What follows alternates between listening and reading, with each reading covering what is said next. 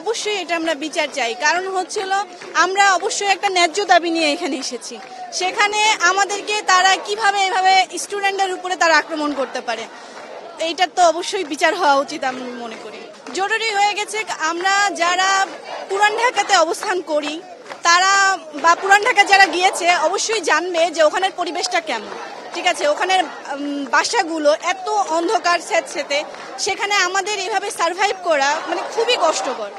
আর অন্যান্য বিশ্ববিদ্যালয়ে এত হল, এত কিছু, এত সুযোগ সুবিধা, আমাদেরকে সেখানে অনেক কষ্টের পরে একটা মাত্র ছাত্রী হল দেওয়া হয়েছে, যেটাও মোটামুটি মানে বুঝতেই পারছেন যে একটা ছাত্রী হলে কত মানুষ ওখানে, আমরা ওখানে মোটামুটি কষ্ট করেই আছি। তো এই সব কিছু মিলে আমরা পড়াশোনা করতে আসছি, সেখানে যদি আমাদের এভাবেই মানে সংগ্রাম করতে হয় তাহলে তো মনে হয় যে এই বিশ্ববিদ্যালয় না রেখে এটা বন্ধ করে দেওয়া ভালো, যদি এভাবেই তারা চালাইতে না পারে। আমরা এক রুমে 8 জন থাকি, যেখানে বলতে পারেন যে আমরা বিছানাটা শেয়ার করে নিতে হয় আমাদেরকে। তারপরে আমরা পড়ার টেবিল একটা দেওয়া আছে 2 জনের জন্য। ঠিক আছে, আবার আমরা একজন একটা ছোট জিনিস রাখলে আরেকজন রাখতে পারবে না, এরকম পরিস্থিতিতে আমরা ঠিকই এভাবেই আমরা জীবন চালিয়ে নিচ্ছি। তো সেখানে যাই হোক, আমরা মেয়েরা তো তাও একটু থাকতে পারছি, ছেলেদের তো একদমই কোনো সুবিধা পাচ্ছে না।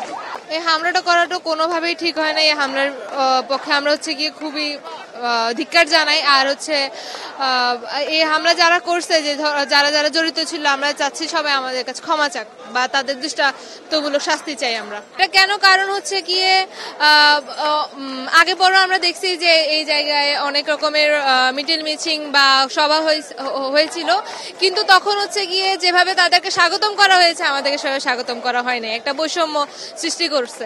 তো যার ফলে হইতেছে গিয়ে আমাদের ছেলেমেয়েরা অনেক ক্ষুব্ধ এই ব্যাপারে যে কেন এই বৈষম্য, তার জন্য হচ্ছে গিয়ে আমরা এটার শাস্তি চাইতেছি।